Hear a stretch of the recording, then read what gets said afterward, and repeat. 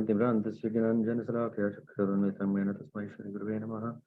श्रीचैतन्यमनोभीष्टं स्थापितं येन भूतले स्वयं रूपकदामयं स्वपदान्तिकं वन्देहं श्रीगुरो श्रीयुतपदकमलं श्रीगुरुन् वैष्णवांश्च श्रीरूपं सागरजातं सहगणरघुनाथान्वितं तं सजीवं साद्वैतं सावधूतं परिजनसहितं कृष्णचैतन्यदेवं श्रीराधा कृष्णपादान् सहगणललिता श्रीविशाखन्वितम् ओम विष्णुपादाय कृष्णप्रस्थाय भूतले श्रीमते भक्तिवेदान्त स्वामिनिति नामिने नमस्ते सारस्वती देवे गौरवाणी प्रचारिणे निर्विशेष शून्यवादी पाश्चात्यादेशतारिणे पंचकल्पतरुभ्यश्च कृपा सिन्धुभ्य एव च पतितानां पावनेभ्यो वैष्णवेभ्यो नमो नमः।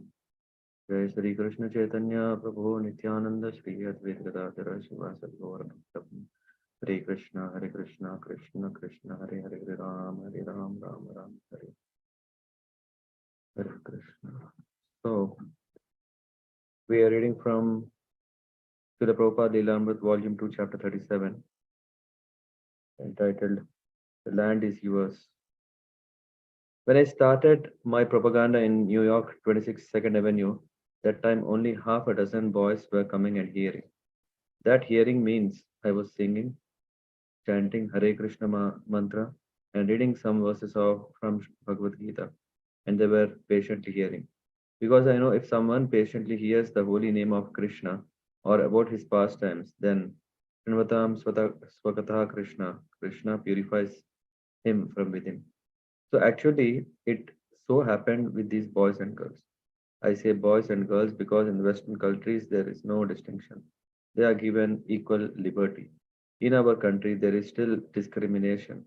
I mean to say, grown up boys and girls are not allowed to mix together, although it is going on now.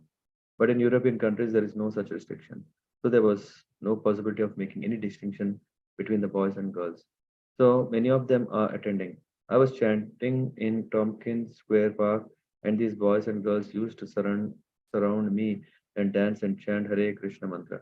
Some of them became a little advanced and purified and came forward. Swamiji, please accept me as your disciple. So my condition was that anyone who wants to become my disciple must be free from the four kinds of sinful activities: illicit connection with women, meat eating, intoxication, gambling. In this way, on this condition, these boys and girls were accepted as my disciples. According to Pancharatrika Vidhi, when they are fairly advanced, they are given the sacred thread, Upanayana Sanskara, following the path and instruction of my Guru Maharaj, His Divine Grace Bhaktisiddhanta Saraswati Goswami Prabhupada. According to Shastra, they should not be considered as coming from families of Nityas and Yavanas. They should not be considered like that because they are now purified. This is also mentioned by Sukadeva Goswami in the Srimad Bhagavatam, and you know of it. Kirata Punandra Pulinda Pulkasha Abhira Sumbha Yavana Kashadaya Ye Anye Cha Papa Yat Apashraya Sudhyanti Tasmai Prabhavishnave Namaha. How to become purified? By taking shelter of a born-but spiritual master. So they are all purified according to the Pancharatric Vidya, and many of them have got this sacred thread. Prabhupada continued explaining the holy name's power to elevate anyone regardless of birth, and he cited Haridas Thakur, who despite his Muhammadan birth was accepted as the Acharya of chanting the holy name. Prabhupada also discussed the dynamics of the Krishna consciousness movement, telling how, according to Rupa Goswami's principles of Yukta Vairagya, the International Society for Krishna Consciousness was using material things in the service of Krishna. In the Western countries, they were very luxuriously situated. Sorry. In the Western countries, they are very luxuriously situated. My disciples are giving me residential quarters even a governor could not imagine. I remember one night some time back, I was a guest in a Lucknow government house. At that time, the governor was Vishwanath Das, and he was personally known to me. So I remember the kind of luxurious apartment where I had the opportunity to lie down one night. But they, my disciples, are giving me all this.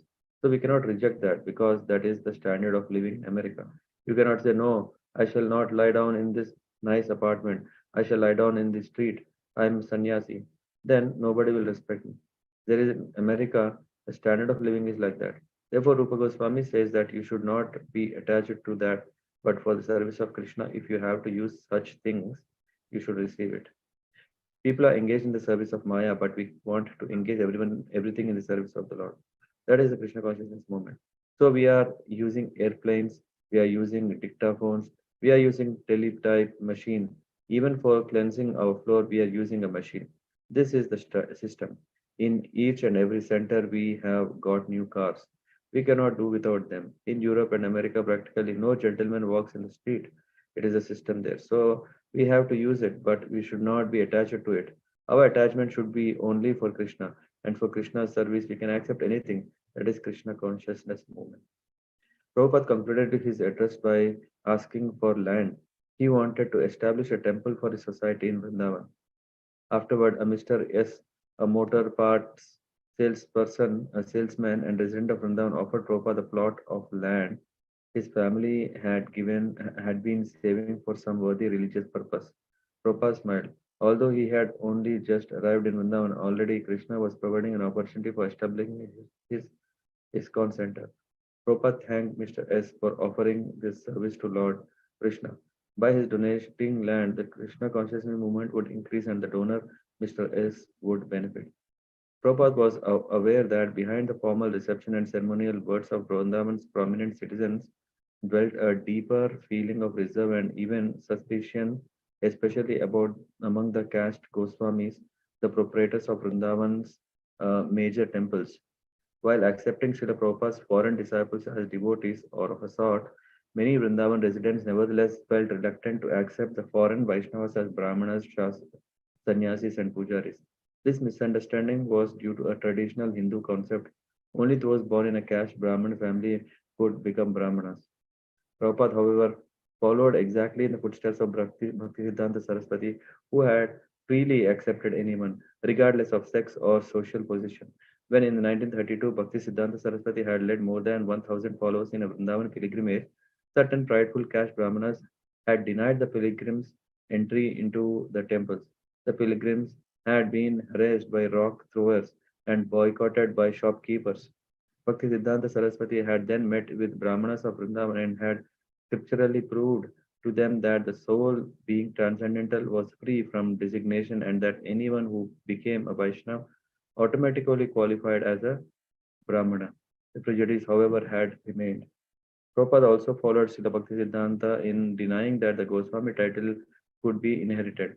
Goswami Goswami meant one who controlled the senses, and the title could not be adopted simply because one was born in a family of so-called Goswamis. The original Goswamis were the six Goswamis of Vrindavan: Sri Sanatana, Sri Rupa, Sri Raghunath Bhatta, Sri Jiva, Sri Gopala Bhatta, and Sri Raghunath Das Goswamis, all of whom were in the renounced order and were therefore without issue. Almost 500 years ago, these six Goswamis had discovered the place of Krishna's Vrindavan pastimes and had built the first big temple in Vrindavan. They had appointed married disciples to carry on the deity worship in their temples. And now the descendants of those original priests were claiming exclusive rights as temple Goswamis in Vrindavan. Prabhupada had written in the Nectar of Devotion about his spiritual master's struggle in this matter. After the disappearance of Lord Chaitanya's great associate Lord Nityananda, a class of priestly persons claimed to be the descendants of Nityananda, calling themselves the Goswami caste. They further claimed that the practice and spreading of devotional service belonged only to their particular class, which was known as Nityananda Vamsha.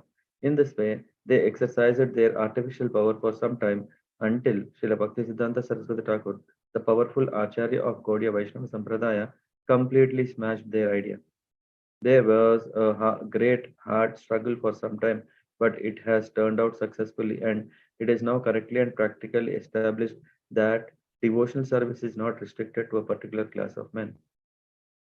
Prabhupada therefore opposed the caste Goswami's idea of birthright, and the caste Goswamis feared Prabhupada's movement since it threatened their hereditary social preeminence. Yet on this occasion of Prabhupada's triumphant return after preaching Vrindavan's glories to the Western world, no one protested his attempts to establish a temple. Those who disagreed remained silent or even offered flowery praise. The land was in Ramanareti. Prabhupada noted that the property on the outskirts of Vrindavan was located on busy Chetikara Road, a main thoroughfare into Vrindavan and a traffic route to Agra and the Taj Mahal. The land was also adjacent to Vrindavan Parikram Path, where millions of pilgrims passed annually, circumambulating Vrindavan and visiting its temples and holy places. Raman Reti, literally charming sand, was mostly forest with a few ashrams and abandoned fields. Celebrated as a favorite spot of Krishna's, where he and his brother Balaram and their cowherd boyfriends had played 5,000 years ago, Ramanreti abounded in transcendental love of God, which is a special atmosphere of Vrindavan. Although various city officials had casually mentioned that the city might donate land, Prabhupada took more seriously Mr. S. offer. Mr. S. explained that although other sadhus had been asking for the land, he and his wife had not yet decided. They wanted to give it to a group who would build a Radha Krishna temple there as soon as possible. When Prabhupada assured Mr. S. he would do so, Mr. S. vowed that the land was now Prabhupada's. Prabhupada had heard some promises before and they had often proved false. But considering this offer seriously, he appointed disciples to remain in Vrindavan to draw up a deed with Mr. S. Meanwhile, Prabhupada took his disciples on a pilgrimage to many of important holy places of Vrindavan. Varsana, the birthplace of Srimati Radharani, Gokula, the birthplace of Krishna's earliest pastimes, Radha Kund, Govardhan, and Vrindavan's major temples. At Govardhan, Prabhupada told the devotees not to step on Govardhan Hill or pick up any of the rocks. Govardhan Hill was not different from Krishna. Also at Govardhan, Prabhupada took the devotees to a little temple where he showed them Krishna's footprint. The footprint was very large. If Krishna's foot had been that large, the devotees marveled then he must have been 8 feet tall. Yes, Prabhupada said, they were much bigger then. Near Govardhan at Bindu Sarovar, a lake commemorating the place where Radha and Krishna first met, the devotees swam while Prabhupada bathed from buckets of water in the nearby field. Later, while Prabhupada took prasadam, the devotees tried to chase away a few stray dogs by throwing stones and yelling. But Prabhupada stopped them. Leave them alone, he said, and he began throwing the dog prasadam from his plate. At Varsana, the birthplace of Radharani, the devotees carried Prabhupada on a palanquin up the many steep steps to the temple. On the top of the hill, he looked toward a distant hill. Just over there, he said, pointing. Krishna used to come down that hill. Radha would come down this hill, and they would meet in the middle. There was a forest there. So this is very special place because it is the meeting place of Radha and Krishna. In each holy place, Prabhupada would sit down, hold a kirtan, and come before the deity and offer obeisances. Then he would briefly describe the pastimes of Krishna related with that particular place. Dinadayadri. The Indians at the holy places were always hounding Prabhupada for money. They assumed that his disciples, being Americans, were rich, so they wanted money.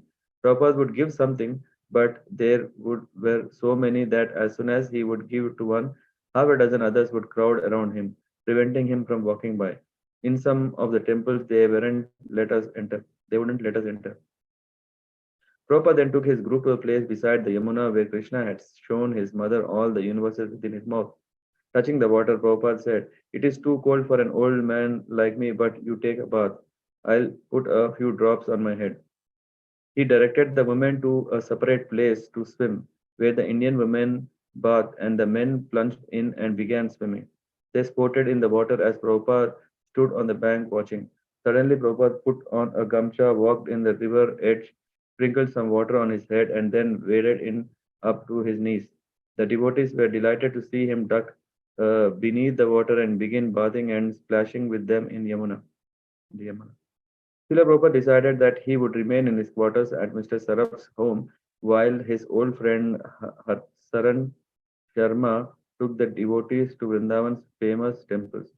Prabhupada did, however, make a point of going with his disciples to visit Radha Damodar temple, where he had lived for several years writing Srimad Bhagavatam and Back to Godhead magazine before going to America in 1965. At the Radha Damodar temple, Prabhupada told the devotees of his plans for an ISKCON temple in Vrindavan, and he suggested to Radha Damodar Pujari that ISKCON use the Radha Damodar temple. "We shall prepare the whole temple nicely," Prabhupada said. and we shall make a silver throne for the deity. 50 to 100 men will take prasadam here. It will be unique. If you want to do, we can do it. Otherwise, we can start our own temple somewhere. We are prepared to spend money. If you give us a chance, we'll spend it here. We want to make this a great festival in Vrindavan because it is Jiva Goswami's place. Rupa Goswami and Jiva Goswami sat here. We have literature, we have books. Everyone is associating with us all over the world. Yamuna Devidasi, His Divine Grace was very frequently giving indication of how much he wanted his rooms at Radha Damodar maintained nicely. He was extremely fond of his quarters there. One night, during his stay in Saraf Bhavan, he agreed that he would stay for one 24-hour period within his rooms at Radha Damodar temple. It was a very nice, very exciting event for all of us to look forward to. He selected 3 or 4 men to accompany him to spend the night there at Radha Damodar temple. Sara Bhavan was some distance from Sevakunj, where the Radha Damodar temple is located. During the very early hours of the morning, I walked through the streets of Vrindavan and arrived at Radha Damodar temple. Inside of inside of Srila Prabhupada's sleeping room, I could see the light coming through the uh, latticed redstone windows and the wooden shutters. Back and forth he was walking and chanting. Suddenly, very much to my surprise, the wooden shutters burst open and a shaft of light filled a small corner of the courtyard. Prabhupada stood in his room under one bare light bulb. When he saw me, he asked, "How have you gotten here?" I said that I had walked.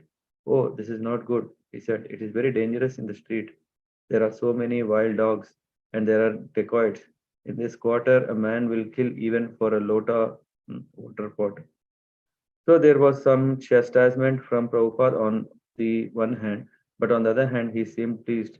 "So you are chanting japa?" he said. And I said, "Yes, Srila Prabhupada." He said, "That is very nice. So go to the Samadhi of Rupa Goswami and chant there." Then around 4 o'clock, other pilgrims were starting to filter in to attend the morning Aarti program. Prabhupada came out where we were chanting and he said that this corner at Radha Damodar temple was just like a hub of wheel of spiritual world. It was a center. He requested that his room always be well maintained and that they be cleansed daily. Radhanath. I had only met Srila Prabhupada briefly in in Bombay, and then I had gone alone to live in Vrindavan. I had lived there about 6 months with local people, and it was there that I got real attached to Krishna consciousness. I used to just live on the bank of river with all the Babajis, a very simple life. I know it was just but that initial contact with Prabhupada was planted, that seed was planted. One day, a big bus full of American devotees having a kirtan pulled into Vrindavan. And I was thinking, "Oh, they are again." The first thing I asked was, "Is Prabhupada coming?" And they said, "Yes, Prabhupada is here. He will be speaking tomorrow morning." I was already attracted to a lot of gurus in Vrindavan, Prabhupada's godbrothers, and also devotees from other sampradayas. But on the morning when I came for the Bhagavatam class and heard Prabhupada chanting Jai Radha Madhava, I just sat there and listened. I had never seen anyone with such a quality of love for Krishna. All the great people I had met in India became insignificant when I saw Prabhupada chanting Jai Radha Madhava. He was so serious and grave, and the quality of his devotion was so intense. I couldn't believe it. He kept looking over at me every now and then, kind of nodding, because I guess he remembered me from Bombay. Then he spoke and he was glorifying Vrindavan so nicely. He was talking about how wonderful Vrindavan is, how spiritual the atmosphere is, and he was talking about how careful the devotees must be to take advantage of the atmosphere. From that day, I started thinking, this is my Guru Maharaj. Just because of the way he spoke, his lecture had been so precise and inclusive that it had encompassed every other philosophy and every other teacher I had ever heard. I could see also that Prabhupada's example was pure and I could see his disciples were actually giving up sinful life. I used to go to his darshan every day, although I was still living on the bank of the Yamuna. All the people of Vrindavan were glorifying Prabhupada. They were so proud of him because the people of Vrindavan are attached to Vrindavan. They love Krishna. They love Vrindavan because Vrindavan is the place where Krishna lives. That's their mood. They worship the land of Vrindavan, but they would tell me they appreciated Prabhupada. Most of them would call him Saras Swami Bhaktivedanta. They would say he is the greatest saint because he is bringing Vrindavan all over the world. He is making the glories of Vrindavan known to the whole world. Then one day, Prabhupada and his disciples went to an ashram in Ramanareti. I got there late, just as Prabhupada was leaving. He was walking the last 20 yards or so to his taxi, and many Brajvasis were offering their full dandavats in the road. I felt very insignificant, another member of the crowd, and as Prabhupada walked by me, I offered my full obeisances also. When I lifted my head to get up, however, I saw Prabhupada's feet were right there in front of me. I thought, oh my God, Prabhupada is standing right there. I very slowly looked up, and Prabhupada was just standing there looking right at me. He looked me in the eyes for a couple of seconds and then said, so, how long have you been here in Vrindavan? I said, about 6 months, Srila Prabhupada. He just looked at me again, and he was in a very serious mood, very compassionate, gazing into my eyes. He nodded his head and said, do you like it here? I said, this is the most wonderful place I have ever been in my life. Then all of a sudden, his serious expression just blossomed into the most beautiful smile. His eyes were glistening radiantly, and he looked at me for about 5 or 10 seconds. It seemed like a real long time. I couldn't believe the mercy he was giving me, and then he just replied, that is very nice. Vrindavan is a wonderful place, and then he walked on. This was very special for me because most of the devotees were always telling me I am in Maya for staying in Vrindavan, and because I was kind of attached to my own program in Vrindavan.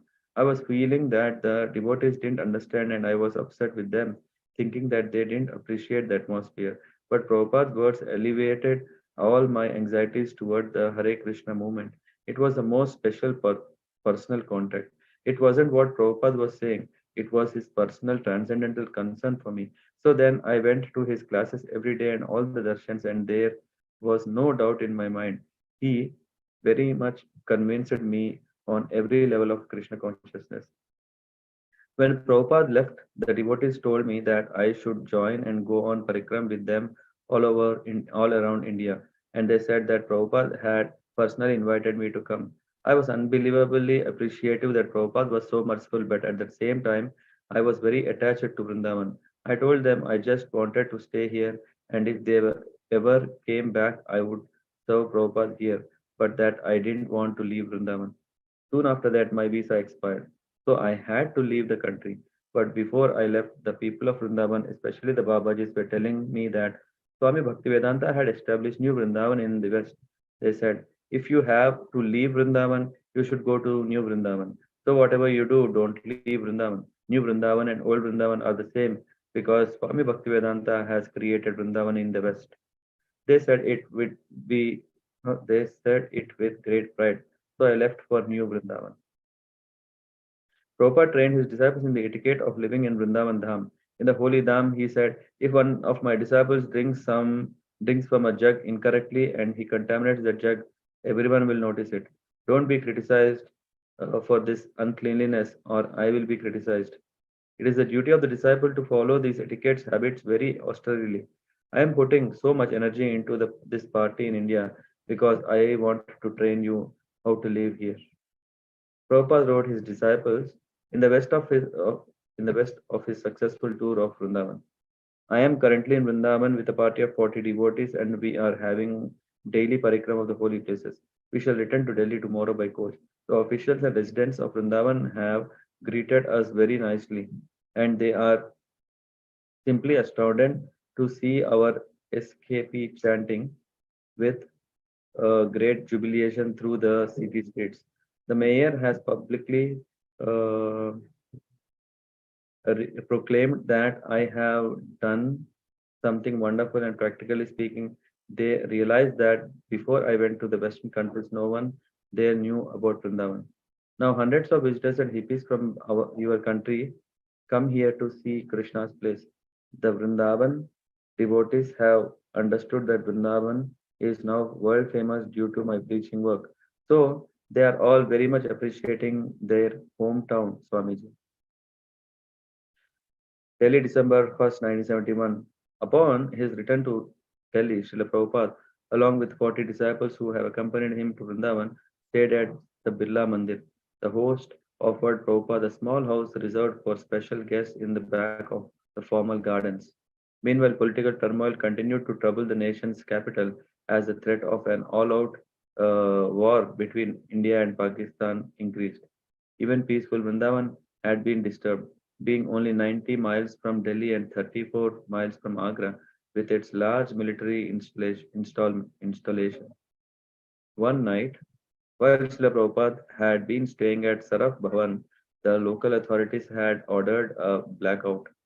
Srila Prabhupada and the devotees had been confined to their quarters, the electricity had gone off, and everyone had covered their windows with blankets so that even the candlelight could not be detected. Nevertheless, despite political agitation and threats of war, Prabhupada had now come to Delhi to preach. On his second day in the city, he visited the American ambassador to India, uh, to India, Kenneth Keating at the American embassy. Srila Prabhupada explained to Mr. Keating the basic philosophy of Krishna consciousness, the distinction between the material body and the self, or the soul living within the body. You have got this stripped coat, he told Mr. Keating, but I cannot address you, Mr. Stripped Coat. Yet, we are actually being addressed like that. We are identifying with this body. And Prabhupada explained the soul's transmigration through the 84 lakh species. That is very interesting, Mr. Keating commented. I believe in the transmigration of the soul. It is a fact, Prabhupada said. Just like this child is transmigrating from one body to another, he indicated Saraswati. In the same way, when I give up this body, I will transmigrate to another body. This is a science. I see the American boys and girls, although coming from very rich and respectful families, are turning to hippies. In spite of your arrangement for a for very big universities, they are becoming frustrated. They are no longer satisfied to live in material opulence. So the present position of human society is dangerous because everyone is feeling dissatisfied and confused. Do you have many Indian followers as well as foreigners? Mr. Keating inquired. Yes, so far as Indians are concerned, everyone accepts Krishna as the supreme person of Godhead. Well, Mr. Keating added, I am very impressed with sincerity of these young American men. Everyone said, everyone said Prabhupada, as soon as he understands the science of Krishna consciousness, will accept it immediately. When Swami Rajanand Ji was here, said Mr. Keating. I asked him his definition of God, and he thought a minute and said, well, I would say God is a thread which links one good person to another. I thought that was very interesting definition. This is stated in Bhagavad Gita, Prabhupada said. Just like you have a pearl necklace and it is strung on a thread, so all the pearls are resting on that thread. Everyone is resting in God, not that only good men should be resting on that thread. The definition given by the Vedanta Sutra is Janmadhyasya Yatha. God is the origin or source of everything. What do you say? I'm very impressed, Mr. Keating replied. Another definition of God, Prabhupada continued, is that He's all attractive. Everyone has the attractive feature of opulence, strength, fame, beauty, renunciation, and wisdom to some extent. You are an ambassador, a representative of your country, so you are attractive. Sometimes somebody comes to me, let me see the Swamiji. So this attractiveness everyone possesses, but God means He who has got all attractiveness in full. After some time, Ambassador Keating apologized and excused himself for an appointment he had to keep. I am an ambassador and have to move from the sublime to mundane. I appreciate very much your coming. Srila Prabhupada, now I am coming to the mundane point of view. Next time I come back to USA, I wish to see the president. I can write a letter, Mr. Keating offered. I will be glad to help you. Prabhupada smiled. You are busy helping the whole world so that peace may come and people may be happy. But instead of being happy, the people of your country are becoming hippies. There is some defect, and here is a chance to rectify that defect. Krishna consciousness. So let us do something tangible scientific so that people will become happy. That evening, Prabhupada wrote one of his disciples about the meeting. You may be pleased to know that this morning I met here in Delhi with your American ambassador to India, Mr. Keating. He has got very good respect for our movement and he has promised to help me to arrange a meeting with your president when I shall return to your country, perhaps in the late spring. I have requested him to help this movement and that help will save your country from great danger by turning hippies to happies. Let us see what can be done. Next day, while Prabhupada was on his morning walk in the street of Delhi, he asked a devotee to get a paper from a newsboy passing by on a bicycle. Prabhupada read the headlines. Emergency declared. Three enemy planes down. He had a devotee read aloud. Pakistan launched a massive attack on the Western Front, bombing seven Indian airfields and crossing the ceasefire line in strength in Poonch. The Prime Minister, in her broadcast tonight, described it as severe. Earlier, the president had declared national emergency.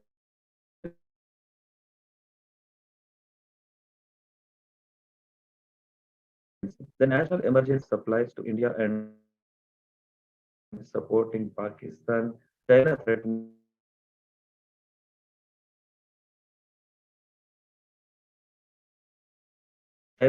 India and Russia slong Srila Prabhupada said immediately. It will soon be finished and Pakistan will lose. Later that night, he heard Indira Gandhi's broadcast over the radio. I speak to you at a moment of great peril to our country and our people.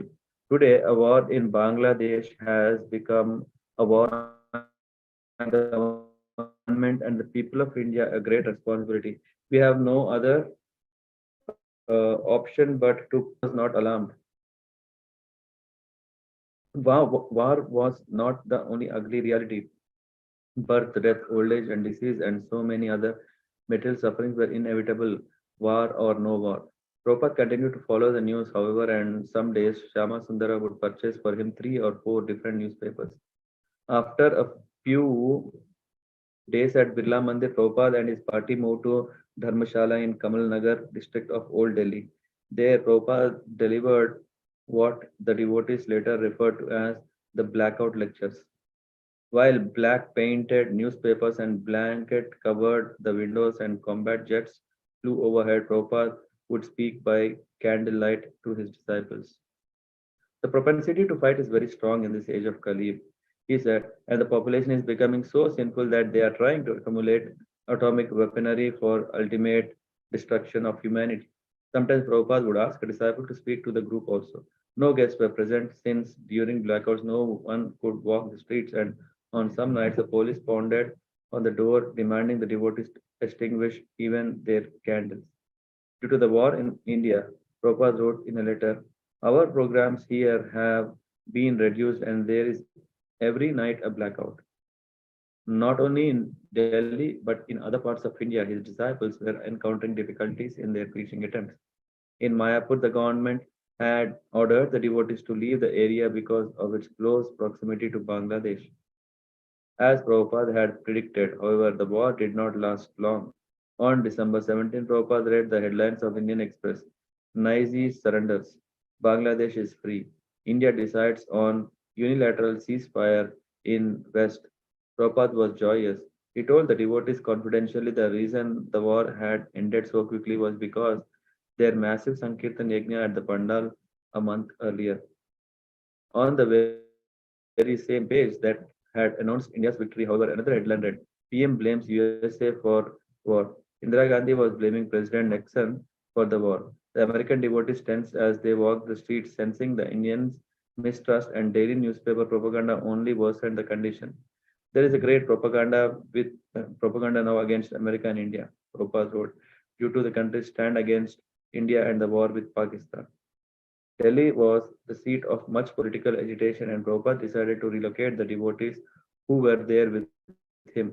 Although his disciples were peaceful and far from being politically active, he sent some to Calcutta, while others accompanied him to Bombay. International politics would not stop the upcoming wave of Lord Chaitanya's movement. Prabhupada ki jai. Hare Krishna.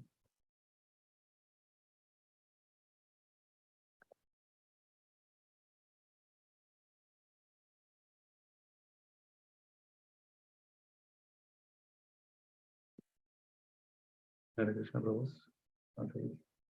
Thank you, Prabhuji. Very nice pastimes of the war time, how Srila Prabhupada was carrying and for the disciples and for everyone. And the title is really revealed in this part of the recitation. The land is yours. This is from whom? Mr. S, who has given the land to Vrindavan, land in Vrindavan to Prabhupada.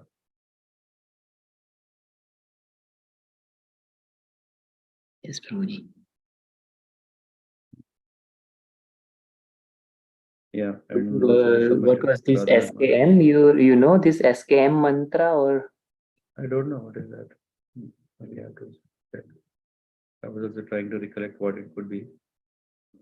SKM or was it what? SK? SKF, I think. SK, yeah, SK something.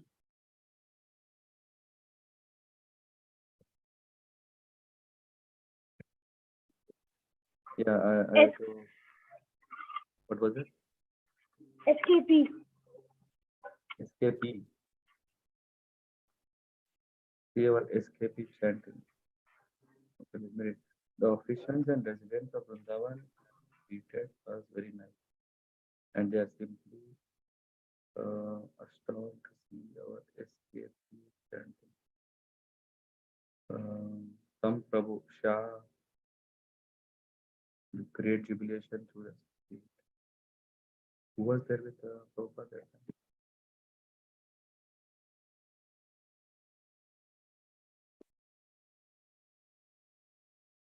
Some Prabhu, it could be some Prabhu.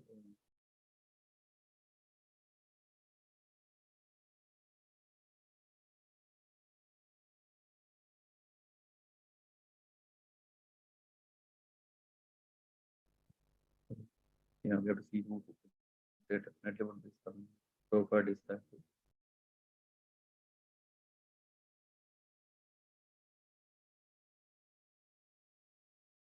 Okay, Sankirtan party. Sankirtan party chanting. Yeah. Thank you.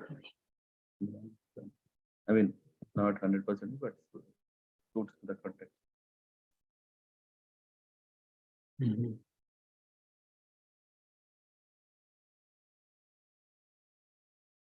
Okay. And probably this Pandal program, he meant in the Mumbai, that big Pandal program was done in that. Yeah. You are saying about Radhanath Maharaj? Yeah, that was the Radhanath Maharaj, right? Yeah. Okay. There was he was walking through the crowd and then Prabhupada asked him to come on the stage. So it was Radhanath Maharaj. And after that, Prabhupada was in his own preaching programs and Radhanath Maharaj left. I mean, if I remember from Journey Home book, yeah. Then Radhanath Maharaj, he also traveled to then went to Vrindavan. And the sequence was, he mentioned here, he was sleeping on the banks of Yamuna, and then he came across one devotee, I forgot the name, who said, Lord can have both masculine as well as feminine role. And then he was convinced. Then he stayed in Bon Maharaj Ashram, where he was somehow, somewhere not treated or honored, whatever, yeah, not honored, where Radhanath Maharaj left the place. Yeah. So I read his diary few years back. but that is the sequence. And then there he comes across Prabhupada, and this is what is the second day. So his born Maharaj is also in Gaudiya Sampradaya. Yeah. He is also disciple of Bhakti Saraswati.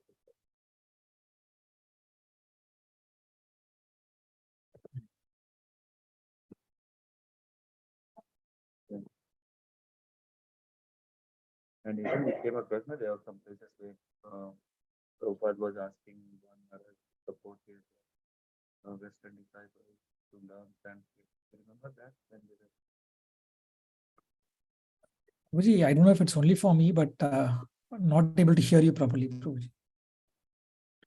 For me as well, Prabhuji. Is Very it low. better now? Prabhuji, voice is coming, but very low. Okay. Voice is very low. Now is it Yeah. better? Now it is better, Prabhuji. Yes. I just try to pull this mic as close as possible. Give it closer. Yeah, so I just checked. Yeah, so they are born is a disciple of Bhakti Siddhanta Saraswati Thakur, who is born Maharaj, who has University of Born Maharaj in opposite to Iskon Temple in Vrindavan. So Prabhuji, He had already a university. this Radha Damodar temple, they did not agree, right? Or That is not clearly mentioned here as well. But nevertheless, I think we still are having very active. I think Prabhuji, again your voice now is very not very low. Is it low? Okay. Yeah. Oh, I think is it better now? Come closer. It's still low for me. so while you were reading was clear, but now it has become low somehow. Okay, I don't know.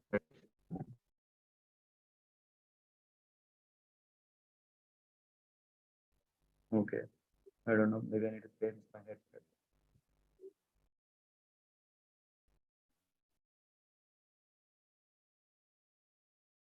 Is it better now?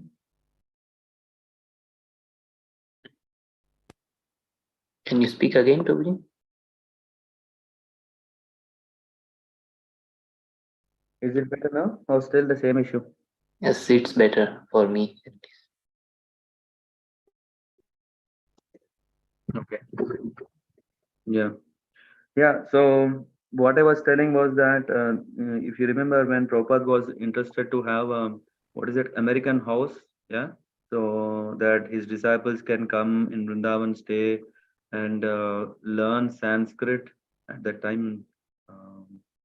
Yeah, they approached Bon Maharaj.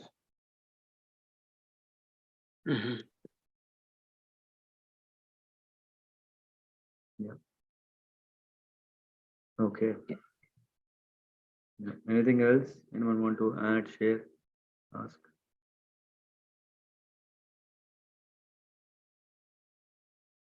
So this conversation was also, I find, quite positive with this ambassador, Yeah. USA.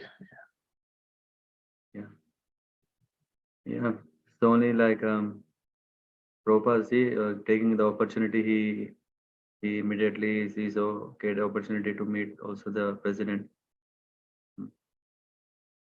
Yes. Yeah. Yeah, whatever Prabhupada opted for every opportunity wherever it's possible. Yeah. Yeah.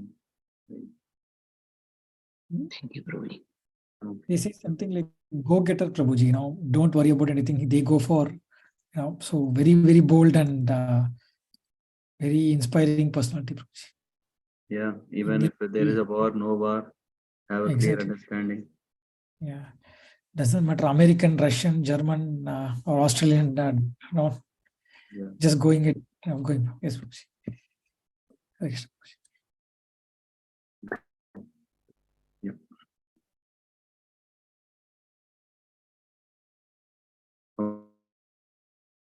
Okay.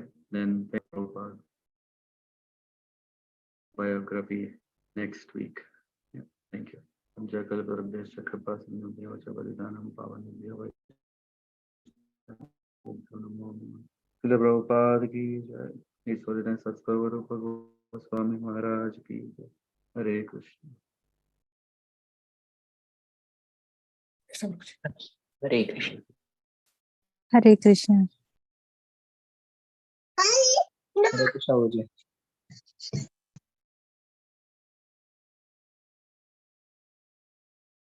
Hare Krishna.